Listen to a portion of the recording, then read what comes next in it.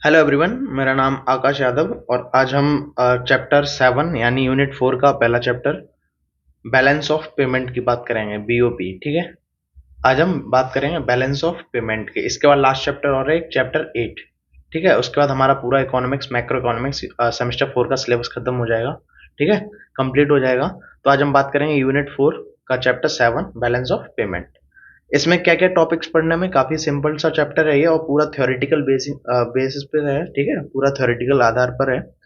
तो पहला balance of payment को जानेंगे कि बैलेंस ऑफ पेमेंट होता क्या है, डेफिनेशन वगैरह की बात करेंगे। ठीक है, फिर हम बैलेंस ऑफ ट्रेड जानेंगे। ये नैरोवर कंसेप्ट है, छोटा सा कॉन्सेप्ट है, या आप कह सकते हैं बैलेंस ऑफ पेमेंट का एक छोटा सा पार्ट है। ठीक है, यहाँ पे हम एक्सपोर्ट और इम्पोर्ट की बात करेंगे, जो भी विजिबल, छोड़ो अभी इतना समझ लो कि बैलेंस ऑफ ट्रेड पढ़ना है आपको। ठीक है, फिर current account and capital account आपको पढ़ना है, और बीओपी बैलेंस ऑफ पेमेंट के करंट अकाउंट और कैपिटल अकाउंट क्या होता है ये जानना है। फिर इनका क्या देखना है, official settlement balance and relationship between current account and capital and financial account. ये एक ही बात है, चाहे कैपिटल अकाउंट लिख दो चाहे कैपिटल एंड फाइनेंशियल अकाउंट लिख दो। ठीक है, ज्यादा अंतर है नहीं कुछ। ठीक है, और इनका रिलेशन देखना है, सेटलमेंट की बात करनी है यहाँ पे। और लास्ट टॉपिक में आप गुड्स मार्केट इक्विलिब्रियम की बात करेंगे ओपन मार्केट के अंदर। ठीक है, जिस जगह आप जानोगे कि investment equal to desired investment और saving equal to desired saving होनी चाहिए, तो गुड्स मार्केट में इक्विलिब्रियम होता है। तो इसकी बात करेंगे हम लास्ट में। ठीक है, तो बस इतना ही पढ़ना है, जिसमें हम सबसे पहले एग्रीगेट सेविंग समझेंगे, नेशनल सेविंग क्या है, प्राइवेट सेविंग क्या है, गवर्नमेंट सेविंग क्या है। फिर हम यूजेस देखेंगे कि सेव क्यों करते हैं, उसका नेशनल यूज क्या है सेविंग का। ठीक है, और goods market equilibrium condition last में देखेंगे। ठीक है, तो हमें टोटल आज इतना ही पढ़ना है। बहुत ही छोटा सा चैप्टर है, जल्दी आपका फिनिश हो जाएगा, एक ही लेक्चर में खत्म हो जाएगा पूरा। ठीक है, तो शुरुआत करते हैं बैलेंस ऑफ पेमेंट की। ठीक है, तो देखो बैलेंस ऑफ पेमेंट होता क्या है। जैसे नाम से समझ में आ रहा है, बैलेंस ऑफ पेमेंट कि हम पूरा बैलेंस रखते हैं पेमेंट का। यदि हम डेफिनेशन की बात करें तो हम कह सकते हैं balance of payment is an accounting statement that provides a systematic record of all economic transactions. क्या कह रहा है, बीओपी क्या है, अकाउंटिंग स्टेटमेंट है जो प्रोवाइड करता है हमें systematic record of all economic transaction. जितने भी ट्रांजैक्शन हुए किस किस के बीच में, between resident of a country, मान लो हमारा इंडिया, तो resident of country and rest of the world, और दूसरा कोई भी देश। ठीक है, in a given period of time, ये टिपिकली होता है आपका 1 ईयर। ठीक है, एक साल का टाइम पीरियड होता है। अब क्या कह रहा है समझो, ये कह रहा है कि मान लो एक हमारा रेजिडेंट ऑफ कंट्री, मान लो मैं इंडिया की बात कर लूं, और rest of the world or लिख दे रहा हूँ, रेस्ट ऑफ द वर्ल्ड। ठीक है, रो, रेस्ट ऑफ द वर्ल्ड मतलब कोई यूएस हो गया, चाइना हो गया, जापान हो गया। ठीक है, कोई भी कंट्री, इनके बीच में कोई भी आपका इंपोर्ट हुआ, एक्सपोर्ट हुआ, कोई भी ट्रेड हुआ, तो ठीक है, उसका ट्रांजेक्शन, यहाँ से क्या पैसा गया, उधर से क्या आया, उसका पूरा हम क्या रखते हैं, रिकॉर्ड रखते हैं, एक सिस्टमैटिक रिकॉर्ड रखते हैं। ठीक है, तो इसी को हम बोलते हैं बैलेंस ऑफ पेमेंट। ठीक है, सिंपल सी बात है, हम कितना खर्चा कर रहे हैं, कितना परचेज कर रहे हैं, क्या खरीदा क्या नहीं खरीदा, तो इसका हम पूरा रखते हैं ना अपने पास डिटेल।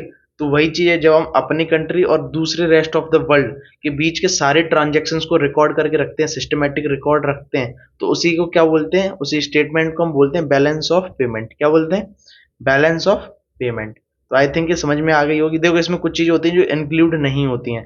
पहले डिप्लोमेटिक स्टाफ जो भी होता है, टूरिस्ट वगैरह, फॉरेन मिलिट्री पर्सनल होते हैं आपके, माइग्रेटरी वर्कर हो गए, ब्रांचेस ऑफ फॉरेन कंपनीज। ठीक है, ये बैलेंस ऑफ पेमेंट के अंदर इंक्लूड नहीं होंगे।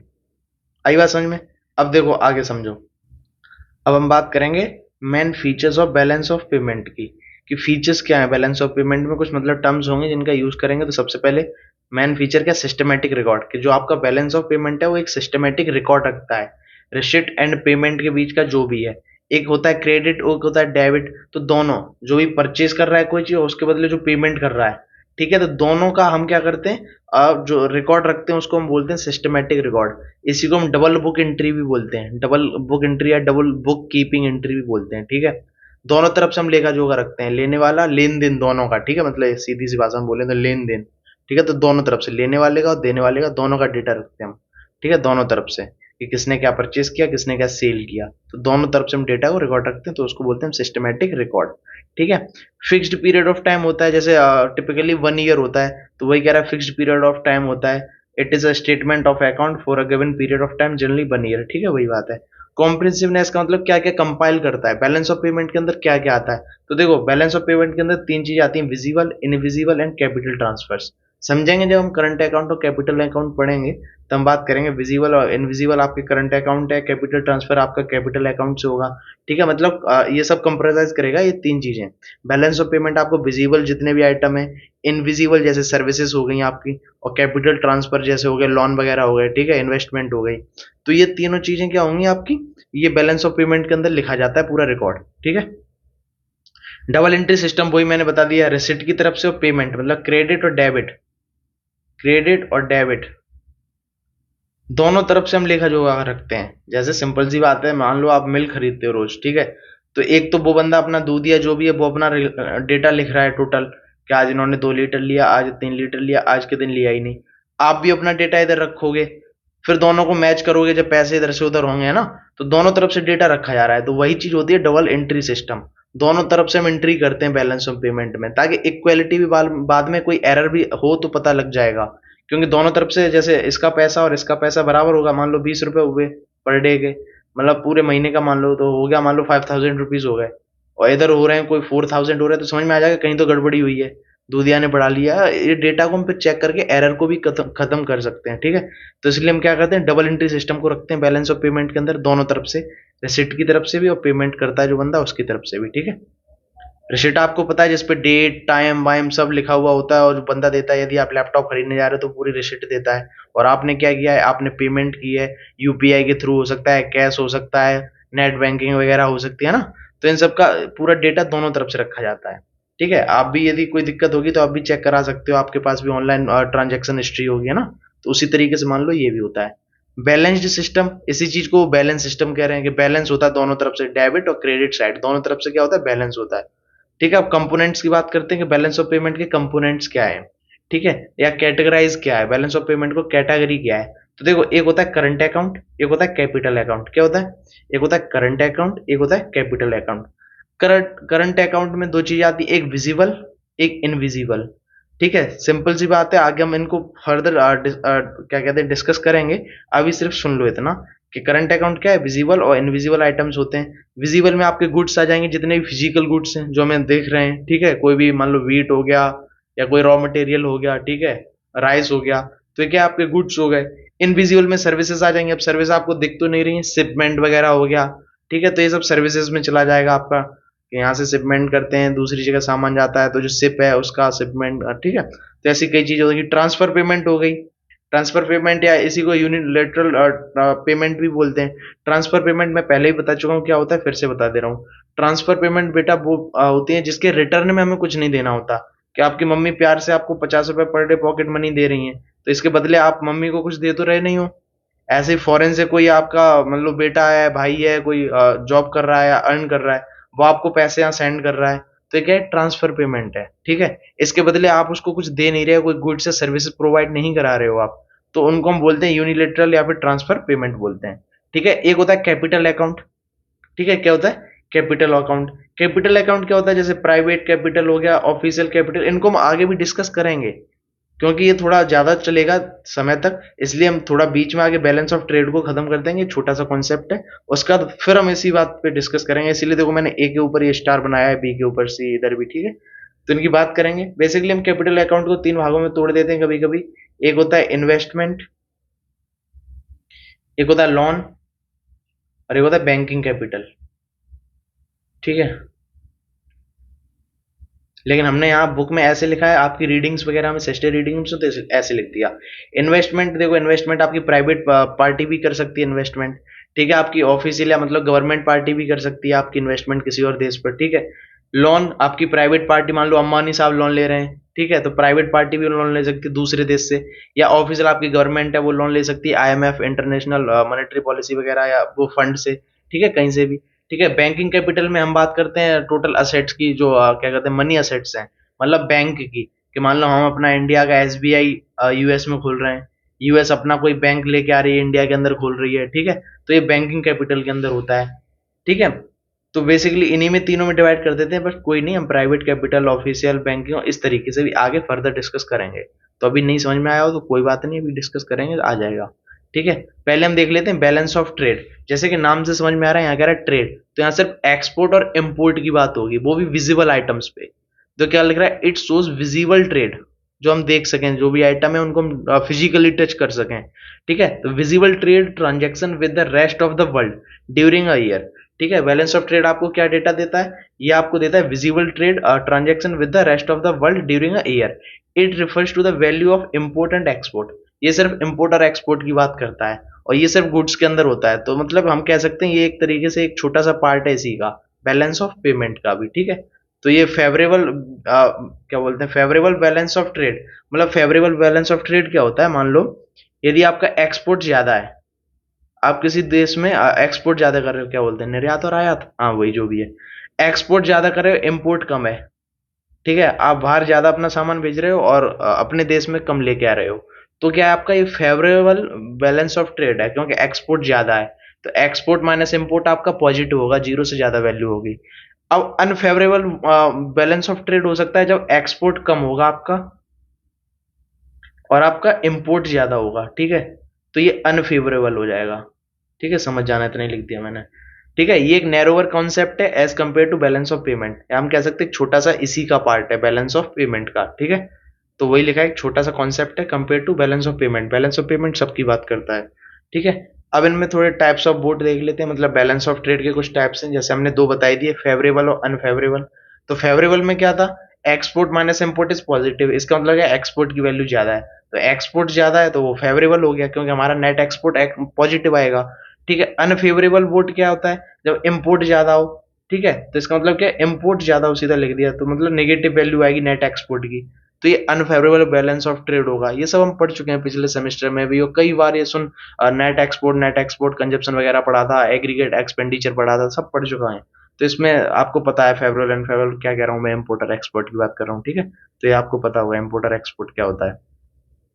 Equilibrium of balance of trade क्या होता है, तो जब एक्सपोर्ट और इंपोर्ट बराबर होते हैं, हमारे देश में जितना माल बाहर से आ रहा है और हमारे देश से जितना माल बाहर जा रहा है ये बराबर है, तो हम कहते हैं एक्सपोर्ट इक्वल टू इंपोर्ट, तो हम कहेंगे equilibrium in balance of trade के, बैलेंस ऑफ ट्रेड में क्या है, इक्विलिब्रियम है, ठीक है। और इसी को हम बोलते हैं called balanced balance of trade, इसी चीज को हम क्या और बोलते हैं, बैलेंस्ड बैलेंस ऑफ ट्रेड, या बैलेंस्ड वर्ड यूज किया गया, मतलब बैलेंस है दोनों तरफ से, इंपोर्ट की तरफ से भी एक्सपोर्ट की तरफ से भी, ठीक है। इन दोनों का डिफरेंस भी पेपर में एग्जाम में आ सकता है, तो इनके डिफरेंस मैंने लिख दिए, यही चीजें बार बार लिखनी है आपको। तो बैलेंस ऑफ ट्रेड क्या करता है, difference between exports and imports of goods, ठीक है, इसी का अमाउंट बताता है, बल्कि ये कि आपका पूरा सिस्टमेटिक रिकॉर्ड बताता है जो भी ट्रांजेक्शन हुए होते हैं रेजिडेंट ऑफ कंट्री और रेस्ट ऑफ द वर्ल्ड में, ठीक है। ये विजिबल आइटम्स पे सिर्फ क्या कहते हैं लागू होता है, ये आपका क्या इंक्लूड होते हैं विजिबल इनविजिबल कैपिटल ट्रांसफर सारे पे, ठीक है, सभी पे, ठीक है। It doesn't record any transfer of capital nature, ठीक है, ये क्या है, कोई भी ऐसा रिकॉर्ड नहीं रखता ट्रांसफर ऑफ कैपिटल्स का, मतलब इस चीज का कैपिटल ट्रांसफर का, ठीक है। ये सिर्फ विजिबल एक्सपोर्ट इंपोर्ट की बात करता है, ठीक है, जो फिजिकली है, ठीक है, इस पे कोई कैपिटल नेचर पे नहीं करता, ये पूरा करता है, record all transactions of capital nature, ठीक है। It is narrower part of concept, it is only a part of balance of payment account, ठीक है। हम कह सकते हैं कि बैलेंस ऑफ पेमेंट का एक छोटा सा पार्ट है, नैरोवर पार्ट है, ठीक है। और ये क्या है, बैलेंस ऑफ पेमेंट आपका ये वाइडर कॉन्सेप्ट है, and it includes balance of trade, ये खुद इंक्लूड करता है, अंदर चला जाता है बैलेंस ऑफ ट्रेड इसके, ठीक है। इधर हमने बैलेंस ऑफ पेमेंट की बात की, इधर बैलेंस ऑफ ट्रेड की, ठीक है। लास्ट क्या है, unfavourable balance of trade can met out of favourable BOP, क्या कह रहा है ये वाला समझो टॉपिक, ये कह रहा है कि अनफेवरेबल बीओटी है, मतलब आपका नेट एक्सपोर्ट नेगेटिव है, नेट एक्सपोर्ट क्या है, नेट एक्सपोर्ट आपका क्या है, यदि नेगेटिव है, ठीक है, तो हो सकता है कि फेवरेबल बीओपी, जो फेवरेबल बैलेंस ऑफ पेमेंट है, ये इसको क्या करे, बी मैट आउट, इसको खत्म कर सकता है, और मान लो इक्विलिब्रियम में ले आए या कुछ भी हो सकता है, इसको नेट एक्सपोर्ट मान लो आपका नेगेटिव है लेकिन फेवरेबल है बीओपी, मतलब बीओपी आपका पॉजिटिव है, तो ओवरऑल आपका क्या हो जाएगा, पॉजिटिव हो जाएगा। लेकिन यदि यहाँ सिचुएशन देखे जाए, यदि balance of payment he negative है, आपका डिफिसिट बजट डिफिसिट वगैरह हो गया, ठीक है, पैसे की कमी होगी, नेगेटिव हो गया ओवरऑल बैलेंस ऑफ पेमेंट, तो आपको बीओटी बचा नहीं सकता। यदि बीओटी पॉजिटिव भी है तो भी इतना, क्योंकि वो नैरोवर कॉन्सेप्ट है, छोटा सा कॉन्सेप्ट है, छोटी सी वैल्यू होगी, मान लो आप पॉजिटिव आपके 20 रुपीज है, यहाँ भी पॉजिटिव 20 रुपीज, यहाँ पे नेगेटिव हो गए 20, और बैलेंस ऑफ पेमेंट की अपनी टोटल वैल्यू 100 है पॉजिटिव में यहाँ, ठीक है। अब ये 20 चलो ये माइनस के थे यहाँ पे, ठीक है, अनफेवरेबल बॉट है तो -20 है, तो ये ओवरऑल 80 हो जाएंगे, पॉजिटिव हो गया, चलो कोई बात नहीं। यहाँ क्या होगा, यहाँ पे मान लो अनफेवरेबल बैलेंस ऑफ पेमेंट ही हो गई, मान लो यही -100 हो गई, और ये आपकी +20 होगी, ठीक है। तो ये देखो ओवरऑल नेगेटिव ही रहेगा, तो ये क्या can not be met out of favourable BOT, ठीक है, बैलेंस ऑफ ट्रेड। तो ये चीज इसमें कह रहा है ओवरऑल क्या होगा, इस चीज को नहीं संभाल पाएगा बीओटी, लेकिन बीओटी को आपका फेवरेबल बीओपी संभाल लेगा। ठीक है। अब हम बात करेंगे current account and capital account की। करंट अकाउंट क्या है, कैपिटल अकाउंट क्या है, जो कि मैं ऊपर भी बता चुका हूं आपको। ये देखो करंट अकाउंट और कैपिटल अकाउंट, इसी की हम बात करेंगे। तो सबसे पहले हमने देखो तीन भागों में तोड़ा है, विजिबल और इनविजिबल। विजिबल में आपका गुड्स और इनविजिबल में सर्विसेज और ट्रांसफर पेमेंट। तो एक एक करके देखते हैं। सबसे पहले गुड्स की बात करेंगे। देखो क्या कह रहा है, that account which record imports and exports of goods services and unilateral transfer, या इसी को कहते हैं हम क्या बोलते हैं, ट्रांसफर पेमेंट्स। ठीक है। तो इनकी बात कर रहा है कि यदि गुड्स हैं सर्विसेज हैं और ये सब इनका इम्पोर्ट और एक्सपोर्ट को हम रिकॉर्ड करते हैं करंट अकाउंट के अंदर। ठीक है। तो करंट अकाउंट में पहले देखो गुड्स की बात की। गुड्स क्या है, current account shows export and import of visible items, ठीक है, like wheat rice machine etcetera. ठीक है। आगे बात समझो, गुड्स क्या है, कोई भी फिजिकल है जिसको हम विजिबल भी है, ठीक है, तो हम फिजिकल टच कर सकते हैं, देख सकते हैं उसको। ठीक है। जैसे व्हीट हो गया आपका, राइस हो गया, कोई मशीन हो गई, तो गुड्स के अंदर आएंगे। सर्विसेज के अंदर क्या आएंगे, main services that are made use of in the international trade or shipping insurance banking service. ऐसी कई चीजें हैं जो सर्विसेज प्रोवाइड करते हैं। जैसे हम अपना कोई भी माल दूसरे देश भेजना चाहते हैं तो हम शिप का यूज करते हैं। ठीक है। कई सारी सर्विसेज का यूज करते हैं, ट्रक्स का यूज करते हैं। ठीक है। इंश्योरेंस का यूज करते हैं कि जाते समय यदि हमारे शिप में कोई गड़बड़ हो गई तो उसका इंश्योरेंस है पहले से, बीमा एक तरह से, है ना। तो ऐसी कई सर्विसेज का यूज किया जाता है, एक्सचेंज रेट का भी यूज किया जाता है। तो ये सब सर्विसेज हैं आपकी। ठीक है। तो वही कह रहा है, पढ़ लेना, इसमें देखो लिखा भी है थोड़ा बहुत मैंने। Shipping insurance and banking services वही चीज। इन्वेस्टमेंट इनकम भी इसी के अंदर आएगी। इन्वेस्टमेंट इनकम क्या है, foreign companies made investment in India, industry and trade. देखो क्या कह रहा है, यदि कोई फॉरेन कंपनी है इंडिया के अंदर इन्वेस्टमेंट कर रही है, ठीक है, अब मान लो इस इन्वेस्टमेंट की वजह से हुआ उससे प्रॉफिट, ठीक है, कंपनी को क्या हुआ, प्रॉफिट, तो सिंपल सी बात है, जो भी शेयर होल्डर से हो सकता है इंडिया का भी हो बाहर का भी शेयर होल्डर हो, तो उसको उसका डिविडेंड प्रॉफिट के रूप में जो भी मतलब मिलता है वो डिविडेंड होता है। ठीक है, पता होना चाहिए आपको, डिविडेंड मिल गया है। ठीक है। यदि कोई फॉरेन कंपनी से पहले से इस कंपनी ने लोन ले रखा है तो उसको इंटरेस्ट देगा। ऐसा ही इंडिया के साथ भी होगा। ठीक है। यदि इंडिया की कोई इन्वेस्टमेंट इंडिया ने कर रखा है बाहर, ठीक है, किसी और देश में, तो वहां से जो भी शेयर होल्डर का डिविडेंड होगा वो मिलेगा। इंटरेस्ट होगा यदि, तो वो इंटरेस्ट भी मिलेगा। ठीक है। आई बात समझ में। तो ये भी सर्विसेज के अंदर आ जाएगा आपका। ठीक है। फिर एक फॉरेन ट्रेवल, क्या है, फॉरेन ट्रेवल, यदि कोई फॉरेनर है, ठीक है, वो दूसरे मान लो अपने देश में आता है, डोमेस्टिक करेंसी, डोमेस्टिक कंट्री में, अपने इंडिया में आता है मान लो कोई फॉरेनर, तो वो अपनी फॉरेन करेंसी को लेके आएगा। ठीक है। क्या आएगा, फॉरेन करेंसी को लेके आएगा। अब वो क्या करेगा, एयरपोर्ट वगैरह पे अपनी करेंसी को चेंज करेगा और हमारी डोमेस्टिक करेंसी रुपी में चेंज करवाएगा अपनी करेंसी को। ठीक है। ताकि यहाँ पे जो भी गुड्स एंड सर्विसेज है उसका अच्छे से यूज करे। अब यहाँ के डॉलर तो चलाएगा नहीं इंडिया के अंदर, है ना। तो ये एक सर्विसेज तो हुई, एक प्रकार की सर्विसेज तो हम प्रोवाइड कर रहे हैं जब करेंसी को चेंज कर रहे हैं। ठीक है। फिर ऐसे इंडिया का कोई बंदा है, इंडिया का बंदा कहीं फॉरेन जा रहा है तो अपनी इंडियन करेंसी लेके जा रहा है, तो यहाँ पे क्या करेगा, फिर यहाँ पे अपनी क्या क्या फॉरेन करेंसी में चेंज कराएगा। ठीक है। तो ये एक सर्विसेज हो गई। ठीक है। ये भी इसके अंदर आ जाएगी आपकी करंट अकाउंट के अंदर। और बाकी जितनी बची वो सब मिसलेनियस के अंदर आ जाएंगी। All residual transaction of the current account such as royalties, ठीक है, कोई रॉयल चीज है, मैनेजमेंट फीस, ठीक है, मान लो मैनेजमेंट जैसे नेटफ्लिक्स वगैरह हो गया तो हम सब्सक्रिप्शन लेते हैं ना उसका, नेटफ्लिक्स वगैरह हो गया, है ना। तो ऐसे जनरल कंसल्टेंसी टेलीफोन वगैरह, मान लो कोई डॉक्टर से आपको मीट करना है, वो अपने इंडिया का नहीं है बाहर का है, तो वो फीस लेता है अपनी, ठीक है, वीडियो कॉल वगैरह पे कॉन्फ्रेंसिंग पे करने के लिए। ऐसी जितनी भी चीज बची हुई हैं वो सब किसके अंदर आएंगी, आपकी मिसलेनियस के अंदर। तो ये सब सर्विसेज हो गई आपकी जो कि इनविजिबल का पार्ट है। ठीक है। फिर ट्रांसफर पेमेंट, ये भी इनविजिबल का ही पार्ट है, क्योंकि इसे भी हम देख नहीं सकते ट्रांसफर पेमेंट को। अब पैसे की बात तो हम कर नहीं रहे। ट्रांसफर पेमेंट में वही सब अनरिक्विड ट्रांसफर या फिर यूनिलेटरल ट्रांसफर आएगा। मैंने पहले ही बता दिया, वही जिसके बदले में हमें कोई रुपए या कोई गुड्स एंड सर्विसेज नहीं देनी पड़ती हैं। ठीक है। कोई भी गिफ्ट हो सकती है, डोनेशन हो सकती है। अभी प्राइवेट भी हो सकती है और गवर्नमेंट भी हो सकती है। ऑफिशियल मतलब गवर्नमेंट, प्राइवेट भी हो सकती है, कोई भी बंदा अपना प्राइवेट गिफ्ट सेंड कर रहा है, डोनेशन दे रहा है, दान देना चाहता है किसी और देश को, गरीब देश को। ऑफिशियल गवर्नमेंट भी ये चीज कर सकती है, डोनेशन दे सकती है, या आपकी यूनाइटेड नेशन या वर्ल्ड वर्ल्ड हेल्थ ऑर्गेनाइजेशन के लिए कंट्रीब्यूशन किया जा रहा है सारे देशों से, तो जितना कंट्रीब्यूशन आप कंट्रीब्यूट कर सकें वो पैसा देना। तो ये सब क्या आपकी ट्रांसफर पेमेंट है, इसके बदले कुछ नहीं मिलेगा हमें। ठीक है। तो ये ट्रांसफर पेमेंट्स हो गई, ये भी इसी के अंदर आ जाएंगी। ठीक है। अब देखो एक चीज यहां लिखी है मैंने, क्या लिखा है, यदि एक्सपोर्ट ज्यादा हो रहा है इन सब चीजों का, एक्सपोर्ट ज्यादा है तो इसका मतलब ट्रेड सरप्लस है, सरप्लस का मतलब एक्स्ट्रा है, हमारे पास ज्यादा है। ठीक है। यदि एक्सपोर्ट ज्यादा हो रहा है, एक्सपोर्ट ज्यादा हो रहा है, इंपोर्ट कम हो रहा है, मतलब नेट एक्सपोर्ट हमारा क्या है, पॉजिटिव है। तो हमारे पास ट्रेड सरप्लस है। और यदि इंपोर्ट हम ज्यादा कर रहे हैं, हम अपने देश में दूसरे देशों का सामान ज्यादा लेके आ रहे हैं, और हमारे देश का जो डोमेस्टिक जो भी मटेरियल है वो बाहर कम हम लेके जा रहे हैं, एक्सपोर्ट कम है, तो यहाँ ट्रेड डिफिसिट होगा। मतलब यहाँ क्या होगा, ट्रेड नेगेटिव होगा। ठीक है, ट्रेड डिफिसिट होगा। ठीक है, current account balance net visible plus net invisible, वही कह रहा है कि करंट अकाउंट बैलेंस टोटल क्या होगा, net visible plus net invisible. यही मैंने बताया ना ऊपर, देखो बैलेंस ऑफ पेमेंट के कंपोनेंट्स क्या है, एक करंट अकाउंट, एक कैपिटल। ठीक है, अब करंट अकाउंट में क्या है, विजिबल प्लस इनविजिबल, तो इन्हीं का नेट होगा, उसको हम करंट अकाउंट बैलेंस बोलेंगे। ठीक है, तो वही चीज यहाँ लिखी हुई है नीचे, करंट अकाउंट बैलेंस क्या होगा, net visible plus net invisible. ठीक है, नेट का मतलब export minus import, net export.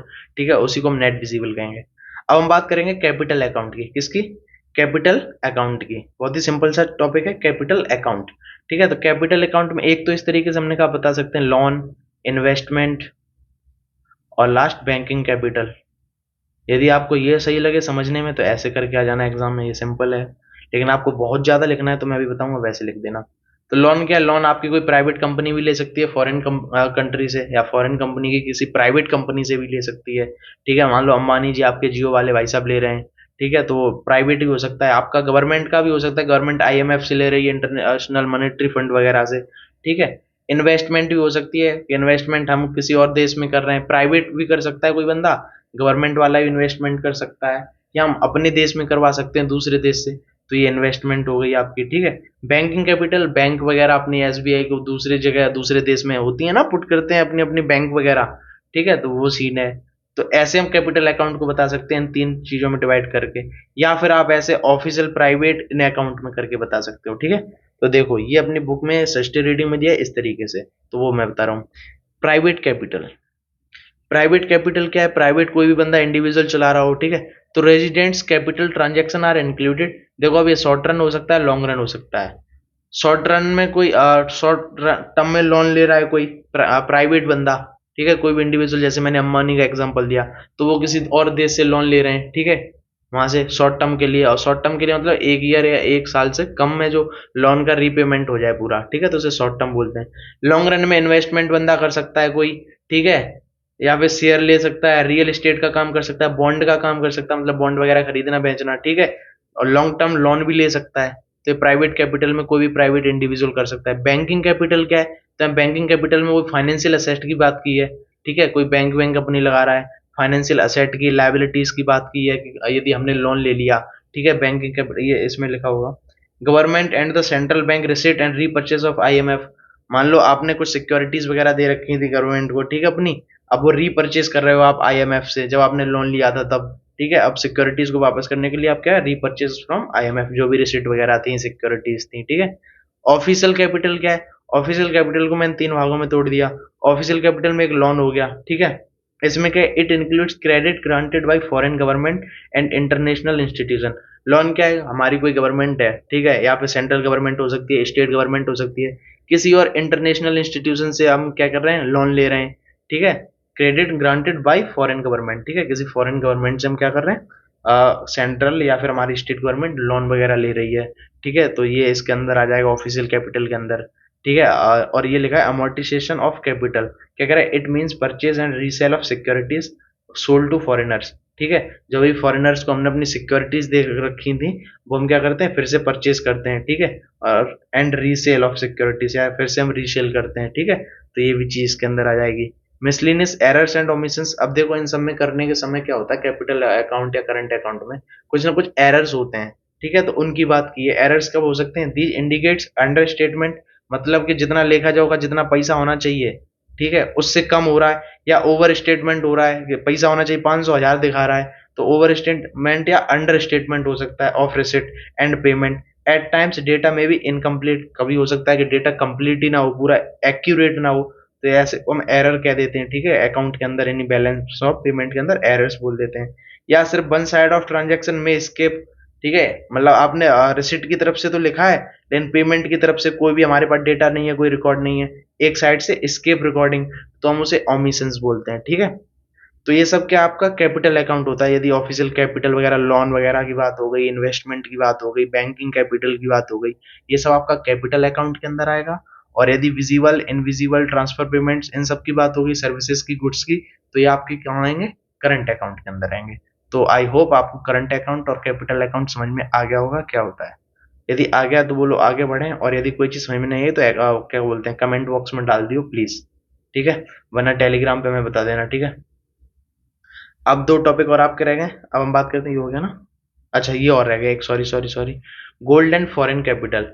देखो गोल्ड एंड फॉरेन कैपिटल या क्या होता है समझो, these are essential for stabilising foreign exchange, या इसे हम फॉरेक्स भी बोलते हैं, फॉरेक्स।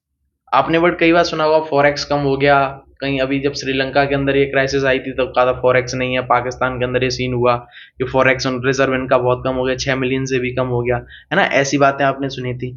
तो क्या होता है, गोल्ड को हम ऐसे स्टॉक रखते हैं, रिजर्व करके रखते हैं फॉरेक्स को स्टेबलाइज करने के लिए। तो वही चीज कह रहा है, these are essential for stabilising foreign exchange rate of the home currency, ठीक है। कभी कभी क्या होता है, जब हमारे पास फॉरेक्स बहुत कम होता है या कम हो जाता है, नेगेटिव में चला गया, ये ऐसा कुछ हो गया सीन, तब सीन क्या होता है हमारा, जो जैसे डॉलर से यदि हम कंपेयर करें, डॉलर से अपने रुपये की, तो कभी कभी होता है ना, आपने देखा गिर गई वैल्यू के, $1 में 100 हो गए, ठीक है, बहुत ही ज्यादा मंदा बोलते हैं जिसको, सस्ता रुपए हो गया है ना। तो जब हमारे पास फॉरेक्स कम होता है तब ये सब होता है, तो ये बहुत ही एसेंशियल है, इसलिए हमें गोल्ड को, फॉरेक्स रिजर्व को जितना ज्यादा हो सके उतना रखना चाहिए, ठीक है। Rate of the home currency, this reserve keep, देखो क्या, रिजर्व कीप चेंजिंग, ठीक है। अब इस रिजर्व को हम चेंज करते रहते हैं, जैसे यदि हमें ये एग्जांपल लिया है 31 मार्च 2023 का, ये ठीक है। इस समय की एक न्यूज आई थी शायद इंडियन एक्सप्रेस में, तो उसमें लिखा था फॉरेक्स रिजर्व अपना $578.449 बिलियन है अभी, और गोल्ड के, यदि गोल्ड को इतना हमने रख रखा है कि 45.2 बिलियन मान लो उसे, यदि डॉलर में हम बात करें तो, ठीक है। और ये पहले से बढ़ के 7.18% बढ़ा है, मतलब पहले कम था गोल्ड रिजर्व हमारे पास, गोल्ड पहले से हमने बढ़ाया और 7.81% अधिक बढ़ा के रखा है। ये मार्च की एक न्यूज थी, उसमें ही था आर्टिकल, तो मैंने यहाँ ऐड ऑन कर लिया था, पढ़ा था मैंने, तो ठीक है। तो ठीक है, ये गोल्ड एंड फॉरेन कैपिटल, ये भी आपका कैपिटल अकाउंट के अंदर आएगा, इसका लेखा जोखा रखना, कितना हमारे पास फॉरेक्स रिजर्व है, कितना गोल्ड है, ठीक है। और बाकी क्या है यहाँ पे, ऑफिशियल कैपिटल, कितना हमने लोन ले रखा है, कितना हमने सिक्योरिटीज को रीसेल किया है, परचेज किया है, IMF से कितना लोन लिया, ठीक है, इन्वेस्टमेंट कितनी कहाँ की, तो सब कैपिटल अकाउंट के अंदर होता है ना। हम कभी कभी अपने घर पे भी करते हैं कि हमारा इस बार कपड़ों में इतना खर्चा हो गया है, ठीक है, कि हमारा क्लॉथिंग में इतना खर्चा हो गया, और हमारा क्या कहते हैं, खाने पीने में, अपना फूड वगैरह में इतना खर्चा हो गया, ठीक है, बाकी एसेंशियल पार्ट्स और भी हैं उसमें इतना खर्चा हो गया, शो ऑफ में इतना खर्चा हो गया, इस बार मामा की शादी थी, मामा की शादी में इतना खर्च हो गया, है ना। तो ऐसी चीज होती है ना, तो उसको एक बैलेंस बना के रखते हैं ना हम पूरा। ऐसे ही इसको बैलेंस ऑफ पेमेंट को दो कंपोनेंट्स में, कैपिटल अकाउंट करंट अकाउंट में तोड़ा, ठीक है। फिर उसको हमने पूरा लेखा जो अलग अलग तरीके से रखा कि हमने खाने में कितना खर्च किया, कपड़े पे कितना किया, ऐसे यहाँ कैपिटल और करंट अकाउंट है, ठीक है। इतनी बात, कैपिटल अकाउंट को हम कभी कैपिटल एंड फाइनेंशियल अकाउंट भी बोलते हैं, ठीक है, तो दिल पे मत लेना कभी, ठीक है। चलो आगे बढ़ते हैं। आगे देखो 7.4 टॉपिक, इसमें क्या है, official settlement balance and relationship. पहले हम सेटलमेंट की बात करेंगे कि हम कैसे देख सकते हैं बैलेंस ऑफ पेमेंट में सेटलमेंट है अभी ऑफिशियल, ठीक है। And relationship between current account and capital and financial account, इन दोनों का रिलेशन देखेंगे हम, करंट अकाउंट का, कैपिटल, फाइनेंशियल अकाउंट। बेसिकली यहाँ पे हम प्रिंसिपल ऑफ क्या बोलते हैं उसको देखेंगे, क्या बोलते हैं उसको, कीपिंग, बुक कीपिंग, ये रहा डबल बुक कीपिंग अकाउंटिंग, ठीक है, इसकी बात करेंगे। तो देखो सबसे पहले ओवर ओवरऑल, हाँ, the overall balance is obtained by adding current account balance, ठीक है। ओवरऑल बैलेंस हम कैसे करते हैं, दोनों को, करंट अकाउंट हो और क्या बोलते हैं, दोनों लिखा नहीं मैंने, क्या, चलो कोई बात नहीं, करंट अकाउंट और कैपिटल अकाउंट दोनों को ओवरऑल बैलेंस तभी हम पता कर सकते हैं जब हमारे पास current account plus capital account दोनों का डेटा हो, ठीक है, तो हम ओवरऑल बैलेंस को पता कर सकते हैं। तो overall balance need to be clear at the end of an accounting year, मतलब एक साल, मैंने पहले बता दिया एक साल होती है। तो हम पूरा डेटा कलेक्ट करते हैं, कैपिटल अकाउंट का, करंट अकाउंट का, दोनों को जोड़ते हैं, ठीक है, और एक साल के अंदर हम ये करते हैं, फिर देखते हैं हाँ हमारा सब बैलेंस और पेमेंट सही चल रहा है, कोई दिक्कत तो नहीं है, क्या कितना खर्चा हुआ क्या नहीं हुआ, ठीक है। तो इसको हम सेटलमेंट के तरीके से देखें तो हम बैलेंस को दो तरीके से समझ सकते हैं, कि balance of payment in accounting sense, कि रिसिट और पेमेंट दोनों प्रिपेयर की हमने, ठीक है, जिसको हम बोलते हैं बेसिस डबल एंट्री, ठीक है, दोनों तरफ से हमने बेसिस चेक किया, कि मान लो जैसे हमने दूध वाला एग्जांपल दिया था, आप दूध लेते हो, ठीक है, एक दूधिया हो गया एक तुम हो गए, ठीक है, दूधिया तुम्हें दूध दे रहा है और तुम क्या कहते हो, पैसे देने उसको, तो उसने भी अपना लेखा जोखा रखा महीने का, कितना दूध हमने इतना दिया, हो गए 2,000 रुपये महीने के हो गए, आपने भी लिख रखा है इधर से कि हाँ 2,000 हो गए, फिर हम चेक करते हैं, हाँ सही है, दोनों तरफ से सही है बिल्कुल। तो इस तरीके से हम देख सकते हैं सेटलमेंट बैलेंस का कि हाँ balance of payment in accounting sense, accounting कर रखी है हमने पहले से ही, तो इस सेंस में हम बैलेंस ऑफ पेमेंट को समझ सकते हैं, हाँ हमारा सही चल रहा है। दूसरा हम कैसे समझ सकते हैं, ऑपरेशनल सेंस में। मान लो ओवरऑल बैलेंस ऑफ पेमेंट आपका नेगेटिव चला गया, ठीक है, मतलब कि एक्सपोर्ट कम हो गया, इंपोर्ट ज्यादा हो गया है, ठीक है, ओवरऑल बैलेंस ऑफ पेमेंट क्या आपका डिफिसिट हो गया, तो हम समझ सकते हैं इसका मतलब फॉरेक्स रिजर्व कम होगा, आदमी लोन लेगा, फॉरेक्स रिजर्व कम होगा, गोल्ड भी आपका, गोल्ड का रिजर्व है वो भी कम होने लगेगा, है ना। तो ये होता है ऑपरेशनल सेंस। यदि आपको यहाँ डिफिसिट समझ में नहीं आ रहा है, डिफिसिट हुआ है कि नहीं हुआ, तो समझ जाओ यदि आपका फॉरेक्स रिजर्व कम हो रहा है या गोल्ड की जो क्या कहते हैं रिजर्व है वो कम होता जा रहा है, तो इसका मतलब कहीं ना कहीं बैलेंस ऑफ पेमेंट में डिफिसिट हुआ है, इसका मतलब इंपोर्ट ज्यादा हुआ है, एक्सपोर्ट कम हुआ है, ऐसे हम समझ सकते हैं इसी चीज को। दूसरा इसी का उल्टा देख लो, मान लो बैलेंस ऑफ पेमेंट सरप्लस हो गया, यानी कि बैलेंस ऑफ पेमेंट आपका पॉजिटिव है, एक्सपोर्ट ज्यादा हुआ है, इंपोर्ट कम हुआ है, ठीक है, तो हम कह सकते हैं कि फॉरेक्स रिजर्व हमारा पहले से बढ़ रहा है, तो बैलेंस ऑफ पेमेंट बढ़िया चल रहा है, सरप्लस हो रखा है, ठीक है। या गोल्ड को हम रिजर्व को बढ़ा रहे हैं, जैसे 2023 के बाद हमने बढ़ाया, तो हम कह सकते हैं कहीं ना कहीं कि बैलेंस ऑफ पेमेंट आपका सही चल रहा है और सरप्लस हो रहा है, ठीक है, कहीं ना कहीं आपका एक्सपोर्ट ज्यादा हुआ है इंपोर्ट से, ठीक है। तो ये सेटलमेंट था। अब हम बात करेंगे इसी की, ये जो नीचे लिखा है ना, relationship between current account and capital and financial account, तो उसी की बात करेंगे, principle of double book keeping in accounting. Simple सी बात है, ये आपका करंट अकाउंट है, सी ए करंट अकाउंट, ठीक है, करंट अकाउंट, और ये के ए आपका कैपिटल अकाउंट है, ठीक है, कैपिटल अकाउंट। अब कहोगे ये क्या अजीब सी बात कर दी, capital account plus current account equal to zero.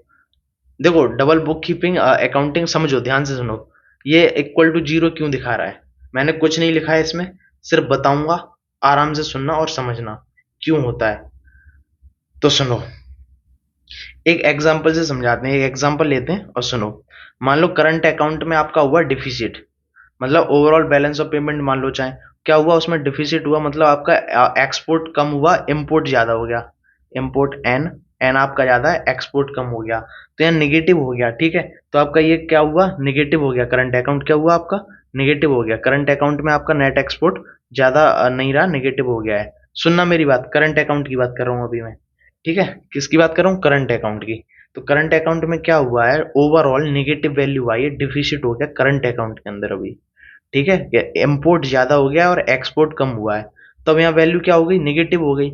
अब क्या होगा, अब जब निगेटिव होगी तो जैसे हमने यहाँ भी लिखा है, तो फॉरेक्स रिजर्व कम होगा, गोल्ड कम होगा, क्यों, क्योंकि हम लोन लेंगे दूसरे देश से, ठीक है, या दूसरे देश से कहेंगे भाई इन्वेस्ट करो हमारे यहाँ आके, ठीक है।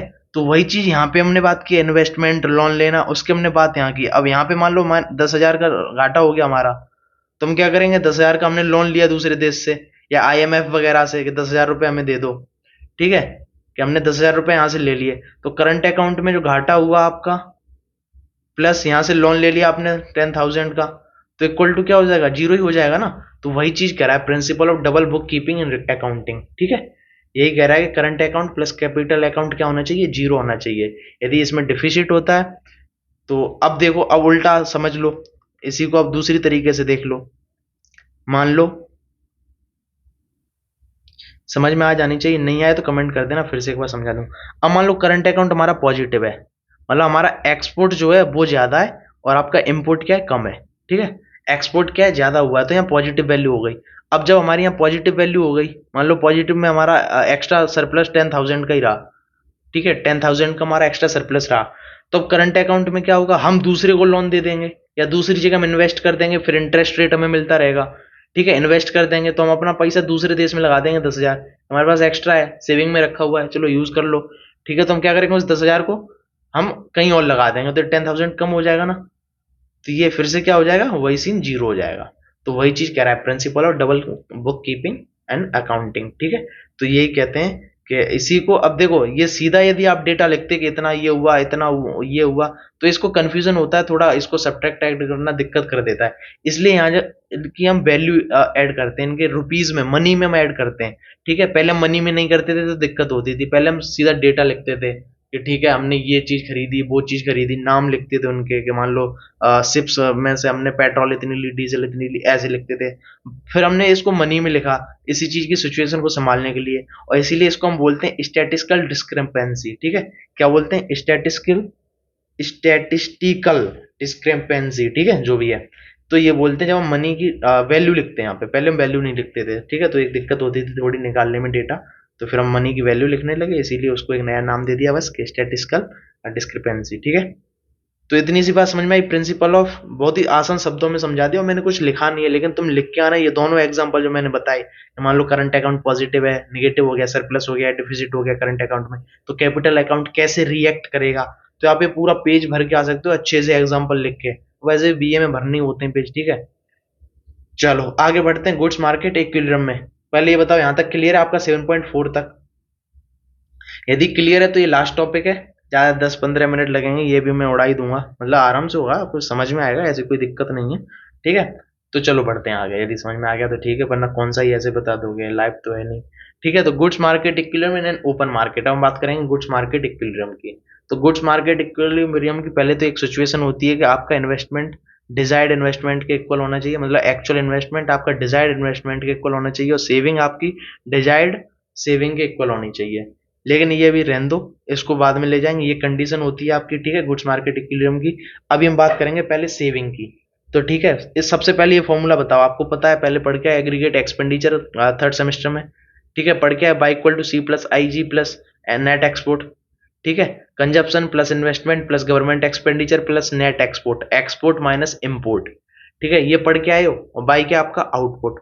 ये यदि पढ़ के आए हो, नहीं पढ़ के आए हो तो रट लो अब, क्योंकि इस चीज को बताना खुद ही शर्म सी बात है। चलो ठीक है, अब हम बात करेंगे पहले सेविंग होता है क्या है, तो that portion of current income, हमारी जो करंट इनकम है उसका वो portion which is not spend on current needs, जो हमारी रोज की रोजमर्रा जीवन की जरूरतें उसमें हम जो यूज नहीं करते हो, तो उसको हम सेविंग कहते हैं। सिंपल सी बात है, सबको पता है, हम सब सेविंग करते हैं कि ठीक है, हमारी सैलरी 10,000 है तो उसमें से 2,000-3,000 रुपए हम कुछ ना कुछ सेव करते रहते हैं, जो करंट नीड्स के लिए हम यूज नहीं करते, कभी आगे इन्वेस्ट कर देते हैं किसी चीज में एकदम, या कोई एक ऐसी चीज खरीद ली जिसकी बहुत जरूरत थी, या कुछ भी कहीं और इन्वेस्ट करना, ठीक है, तो उसे हम सेविंग कहते हैं। अब हम सेविंग को समझते हैं एक एक करके, प्राइवेट सेविंग क्या होता है, नेशनल सेविंग, गवर्नमेंट सेविंग क्या होता है, और नेशनल सेविंग क्या होता है। तो सबसे पहले हम बात करेंगे प्राइवेट सेविंग की, कि प्राइवेट सेविंग क्या है। तो प्राइवेट बंदा करे, अब इसके लिए पहले समझो प्राइवेट डिस्पोजेबल इनकम क्या है। इधर देखो, उधर इधर मत देखो, इधर देखो, इधर मैंने लिखा प्राइवेट डिस्पोजेबल इनकम, ठीक है। प्राइवेट डिस्पोजेबल इनकम क्या होती है बेटा, देखो प्राइवेट डिस्पोजेबल इनकम वो इनकम होती है, ये भी थर्ड सेमेस्टर का टॉपिक है, पढ़ के आए होगे आई थिंक, ठीक है, जब जीएनपी जीडीपी एनएनपी एनडीपी ये सब पढ़ा होगा, उसी के बाद ये इनकम वाला भी पूरा फैक्टर पढ़ा होगा आपने, ठीक है, प्राइवेट इनकम, ठीक है, income, disposable income, private disposable income, ये सब पढ़ के आए होगे, फिर भी बता दे रहा हूँ। देखो प्राइवेट डिस्पोजेबल इनकम वो इनकम होती है जो प्रॉपर हमारे पास बची है, अब चाहे हम उसे कैसे भी खर्च करें, पूरा सब कुछ वो सब निकाल के टैक्स वगैरह वगैरह, सब वो इनकम जो हम जिस तरीके से चाहें उस तरीके से खर्च कर सकें, तो उसको हम बोलते हैं प्राइवेट डिस्पोजेबल इनकम, ठीक है। तो देखो, इसमें पहले तो आपकी प्राइवेट डिस्पोजेबल इनकम में बाई इनकम हो गई आपकी, इसमें से आप टैक्स हटा दो पहले तो, ठीक है, टैक्स हटा दो, गवर्नमेंट को जो भी टैक्स देना है डायरेक्ट इनडायरेक्ट जो भी है आपका, टैक्स हटा दिया इनकम में से, प्लस अब इसमें कुछ चीजें ऐड करेंगे, पहले ट्रांसफर पेमेंट्स, मान लो आपका भाई या कोई भी बहन या कोई भी फ्रेंड वगैरह बाहर को कहीं किसी और देश में काम कर रहा है, वहां से आपके कुछ पैसे आ रहे हैं, पेंशन वगैरह मान लो, कुछ भी मान लो, ट्रांसफर पेमेंट में पेंशन भी आ सकती है, ठीक है। तो ये ट्रांसफर जो भी पेमेंट्स वगैरह हैं, ठीक है, तो वो आपकी ऐड होंगी, क्योंकि आप डायरेक्ट जैसे चाहो वैसे यूज करोगे, कोई टैक्स तो उस पर लग नहीं रहा है। प्लस आपका आईएनटी, आईएनटी आपका क्या है, आईएनटी आपका इंटरेस्ट इनकम है, मान लो आपने कहीं पहले से इन्वेस्ट कर रखा है, लोन दे रखा है किसी को, उस पर जो भी इंटरेस्ट मिल रहा है आपको, तो वो आपका क्या है, वो भी एड ऑन होगा इंटरेस्ट, ठीक है। तो interest income plus NFP, net factor payment, क्या है नेट फैक्टर पेमेंट, क्या होता है समझो, इधर लिखा है मैंने, हाँ ये लगा net factor payment, net factor payment ये होती है, मान लो ये इंडिया है इधर, ठीक है, बना दूं, ठीक है, ये इंडिया है, और इधर मान लो कि हम कौन से देश से करवाएं, मान लो इधर ऑस्ट्रेलिया से करवाते हैं, ठीक है, ऑस्ट्रेलिया से, ठीक है, जो भी ऑस्ट्रेलिया है, ठीक है। अब मान लो हमारा इंडिया का कोई सिंगर, मान लो अरिजीत सिंह भाई साहब हमारे ऑस्ट्रेलिया गए शो करने, ठीक है, और इन्होंने वहां पे कमाए 500 रुपए, ठीक है, कितने, मान लो 500 रुपए कमाए। अब यहाँ से कोई भी सिंगर एक आया, ठीक है, ऑस्ट्रेलिया से, कोई हो फेमस तो बता दो, हमें तो नाम नहीं पता किसी का, ठीक है, तो यहाँ आया, अब इसने इस जगह शो किया इंडिया के अंदर, और इसने कमाए टोटल 400 रुपए, ठीक है, इस शो से। तो ठीक है, नेट फैक्टर इनकम क्या होगा, तो नेट फैक्टर इनकम हमारे देश का कितना था, 500 माइनस 400, 100 रुपीज, तो ये नेट फैक्टर पेमेंट आपकी क्या होगी, 100 रुपी। तो इसी को हम बोलते हैं नेट फैक्टर पेमेंट। अब ये प्राइवेट भी हो सकती है, गवर्नमेंट की भी हो सकती है, ठीक है। तो नेट फैक्टर पेमेंट भी हम जैसे चाहे वैसे यूज कर सकते हैं। तो आपकी प्राइवेट, यदि ये प्राइवेट नेट फैक्टर पेमेंट है, ठीक है, गवर्नमेंट पे मत ले जाना। तो इनकम, इनकम में से मैंने टैक्स का पार्ट हटा दिया, ट्रांसफर पेमेंट जोड़ दी, आपने कोई लोन वोन दे रखा है उस पर जो इंटरेस्ट आ रहा है वो इंटरेस्ट, प्लस आपका नेट फैक्टर पेमेंट। तो इसको हम क्या बोलेंगे, डिस्पोजेबल इनकम का फॉर्मूला। अब सेविंग समझो, सेविंग का फॉर्मूला क्या होता है। तो सेविंग का फॉर्मूला क्या होगा आपका, पहले तो यही प्राइवेट डिस्पोजेबल इनकम, यही प्राइवेट डिस्पोजेबल इनकम कि हम जैसे चाहे वैसे यूज करें, उसमें से जितना हम खर्च करते हैं, कंजप्शन, ठीक है। कंजप्शन क्या होता है, जो हम कंज्यूम करते हैं रोजमर्रा के जीवन में, जो भी डेली नीड्स होती हैं, बेसिक नेसेसिटीज होती हैं, उनके लिए जो पैसे को खर्च करते हैं उसको हम कंजप्शन करते हैं, जो भी कंज्यूम होता है, इसीलिए हमें कंज्यूमर भी कहते हैं, ठीक है। तो उस पूरे डिस्पोजेबल इनकम में से हम कंजप्शन को निकाल दें, जो भी हम खर्च कर रहे हैं रोज, उस कंजप्शन को निकाल दें, तो क्या बचेगा आपका, सेविंग बचेगा, ठीक है। अब प्राइवेट डिस्पोजेबल इनकम का ये मैंने फॉर्मूला इधर लिख दिया, तो इसको मैंने यहाँ पुट किया, by plus NFP minus tax plus transfer payment plus interest income minus consumption. तो ये आपका क्या होगा, प्राइवेट सेविंग। क्या होगी, प्राइवेट सेविंग। बाई क्या है आपकी, income, NFP net factor payment, T क्या है आपका, टैक्स है, और आपका टीआर क्या है, ट्रांसफर पेमेंट्स है, और आईएनटी क्या है आपका, इंटरेस्ट इनकम। आई होप आपको ये प्राइवेट सेविंग समझ में आ गया होगा कि क्या होता है डिस्पोजेबल इनकम और क्या होता है कंजप्शन और क्या होता है प्राइवेट सेविंग और सेविंग। आई होप क्लियर होगा। प्लीज यार बताओ यार, कमेंट में डाल दिया करो कम से कम, हाँ समझ में आ रहा है, कोई चीज नहीं आ रही तो बताया करो मुझे, मैं थोड़ा और उस पर सुधार करूंगा, ठीक है। अब आगे बात करते हैं गवर्नमेंट सेविंग की, ठीक है, किसकी, गवर्नमेंट सेविंग की। गवर्नमेंट सेविंग क्या होता है, तो सिंपल सी बात, गवर्नमेंट सेविंग क्या होगा आपका, गवर्नमेंट की नेट इनकम, जो भी इनकम यहाँ से भी मिलता है गवर्नमेंट को, ठीक है, टोटल हमने मान लिया टैक्स से मिलता है, ठीक है, तो टोटल गवर्नमेंट का नेट इनकम, यहाँ से भी इनकम आती है, अधिकतर इनकम इसी से टी से आती है, ठीक है, माइनस गवर्नमेंट एक्सपेंडिचर। क्या होगा, माइनस गवर्नमेंट एक्सपेंडिचर, गवर्नमेंट ने जो भी खर्च किया अपना, ठीक है, तो वो गवर्नमेंट एक्सपेंडिचर को माइनस कर दिया। अब नेट इनकम में मान लो टोटल टैक्स, उसमें से ट्रांसफर पेमेंट, यानी कि आपने डोनेशन दे दिया किसी और देश को, मान लो अफगानिस्तान में डैम बनवाने के लिए दे दिए कि जाओ रुपए ले जाओ डैम बनवाओ, ठीक है, डिप्लोमेसी वजह से, ठीक है। और इंटरेस्ट रेट, मान लो आपने आईएमएफ वगैरह से कोई लोन वगैरह ले रखा है, तो उस पर जो भी इंटरेस्ट देना पड़ेगा आपको, ठीक है, वो इंटरेस्ट को निकाल दो। तो टैक्स में से आप क्या है, ट्रांसफर पेमेंट निकाल दो, इंटरेस्ट रेट निकाल दो, तो वो आपकी होगी नेट इनकम गवर्नमेंट की, माइनस गवर्नमेंट एक्सपेंडिचर। क्या है, माइनस गवर्नमेंट एक्सपेंडिचर। टी यहाँ पे क्या है, टैक्स मान लो या टोटल इनकम मान लो, ठीक है, गवर्नमेंट एक्सपेंडिचर, ठीक है, गवर्नमेंट जो भी खर्च कर रहा है देश के अंदर, मान लो कोई भी मिनिमम, मतलब कई चीज होती है ना, जैसे राशन वगैरह देना, मील वगैरह, मिड डे मील, सब गवर्नमेंट जितना एक्सपेंड, हॉस्पिटल बनवा रहा है, रोड बनवा रहा है, वो सब एक्सपेंडिचर को निकाल दो। तो नेट इनकम में से आपने क्या किया, नेट इनकम में पहले तो transfer payment, INT, interest income को निकाल दिया और गवर्नमेंट एक्सपेंडिचर को माइनस कर दिया। तो ये आपका क्या हो जाएगा, गवर्नमेंट सेविंग, ठीक है। अब हम बात करेंगे नेशनल सेविंग की, टोटल सेविंग कितनी होगी देश की। तो private saving plus government saving equal to क्या होगी आपकी, नेशनल सेविंग। तो अब पहले हम ये प्राइवेट सेविंग का फॉर्मूला यहाँ से इक्वेशन 1 से हम निकाल लेते हैं, और ये यहाँ लिख लिया मैंने, ठीक है, Y plus NFP minus T plus T R plus I N T minus C. फिर मैंने गवर्नमेंट, सॉरी, गवर्नमेंट सेविंग का हमने ये लिखा, ठीक है, इधर T minus T R minus I N T minus government expenditure, ठीक है। फिर हमने क्या किया, दोनों को ऐड कर दिया ये। अब देखो आपको सी से, ये कंजप्शन से आपका माइनस का है, ठीक है, सॉरी सॉरी, ये नहीं कटेगा, हाँ, देखो ये माइनस का टैक्स है, ये प्लस का टैक्स है, ये गया, ठीक है। और देखो और क्या जाएगा, ट्रांसफर पेमेंट्स, ये माइनस का है, ये पॉजिटिव का है, ये भी गया भाई साहब, ठीक है। ये आईएनटी, इंटरेस्ट इनकम, ये पॉजिटिव, ये माइनस, ये भी गई भाई साहब। तो आपका नेशनल सेविंग क्या आया, बाई प्लस एनएफपी माइनस जी और माइनस सी, ये बचा ना आपका, देखो ये बचा, ये बचा, ये और ये, तो वो मैंने लिख दिया Y plus NFP minus C minus G, ठीक है। तो ये आपका नेशनल सेविंग हो गया। क्या हो गया national saving, by plus net factor payment minus consumption minus government expenditure, ये आपका हो गया नेशनल सेविंग। अब यूजेस देखो, नेशनल सेविंग के यूजेस क्या है, क्यों सेव किया हमने, बचाया क्यों। सिंपल सी बात है, पहले हम प्राइवेट सेविंग के यूज देखेंगे कि प्राइवेट सेविंग के यूज क्या है। तो देखो प्राइवेट सेविंग के यूज, इन्वेस्टमेंट, देखो फॉर्मूला क्या बनेगा यहाँ से, पहले ये देखो, अब सी plus I G plus N x formula था, एस इक्वल टू क्या लगा, एस इक्वल टू मैंने अभी फॉर्मूला जो निकाला है वो ये है ना, ये वाला। अब इसमें बाई की वैल्यू हमने यहाँ से पुट कर दी, पुट इन इक्वेशन थर्ड, ठीक है। तो यहाँ बाई की वैल्यू हमने पुट की, C plus I G plus N X plus N F P minus C minus G, ठीक है। तो हमने अब देखो, अब सिंपल सी बात है, सी से सी चला जाएगा, गवर्नमेंट एक्सपेंडिचर से गवर्नमेंट एक्सपेंडिचर गया, तो बचा गया I plus net export plus net factor payment, ठीक है, एनएफपी। तो अब देखो नेट एक्सपोर्ट और नेट फैक्टर पेमेंट ये दोनों करंट अकाउंट का पार्ट है कि नहीं है, सोचो एक बार। नेट फैक्टर पेमेंट जो भी है सर्विसेज के अंदर आ गई, ठीक है, सर्विसेज के अंदर आ गई, और नेट एक्सपोर्ट आपका गुड्स वगैरह के अंदर सबका ये हो गया करंट अकाउंट। तो ये करंट अकाउंट का पार्ट है, तो हम लिख सकते हैं current account equal to net export plus net factor payment. तो उसकी जगह हमने सीधा सीए लिख दिया, करंट अकाउंट, ठीक है।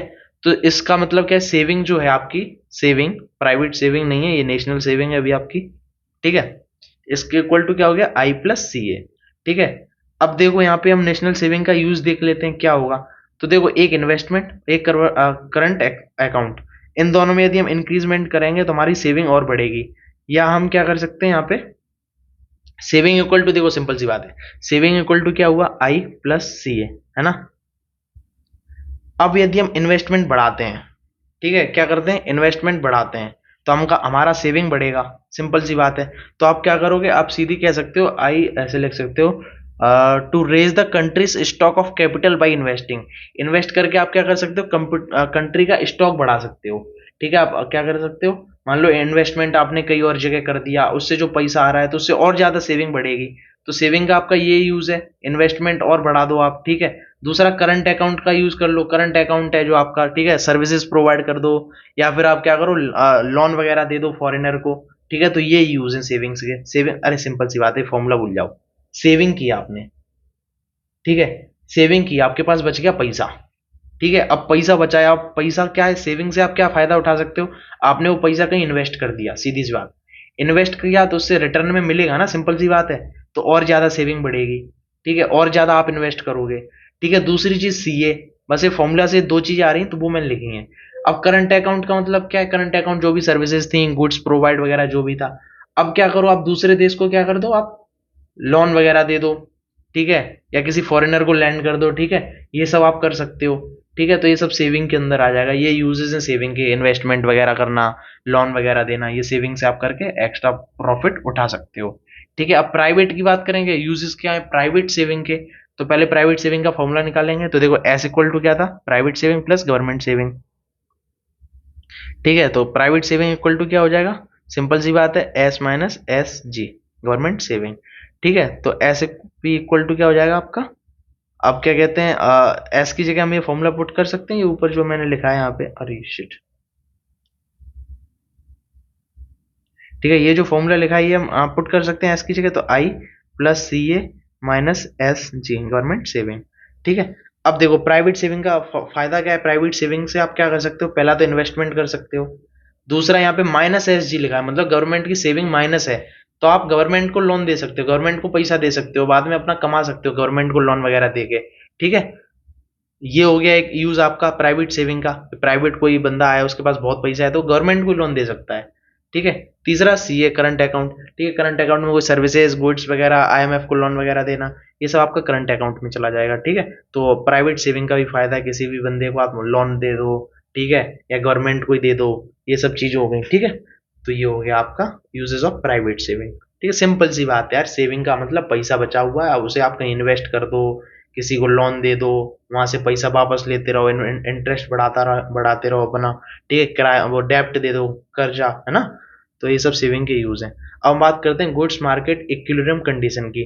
तो कंडीशन भाई ये होती है कि सेविंग, एक्चुअल सेविंग है, ये एस क्या है आपका, यदि मैं लिख दूं तो एस आपका क्या है, एक्चुअल नेशनल सेविंग, अच्छा ऐसे लिख दे रहा हूँ, इधर लिख दे रहा हूँ, एस क्या है आपका, एक्चुअल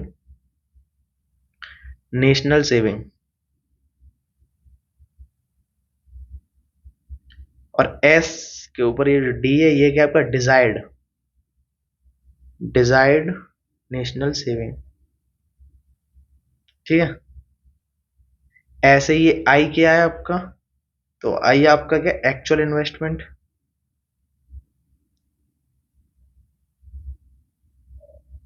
और आईडी क्या है आपका, ये डिजायर्ड, कितना करना चाहिए, हमारी डिजायर इच्छा कितनी इन्वेस्टमेंट करने की वो।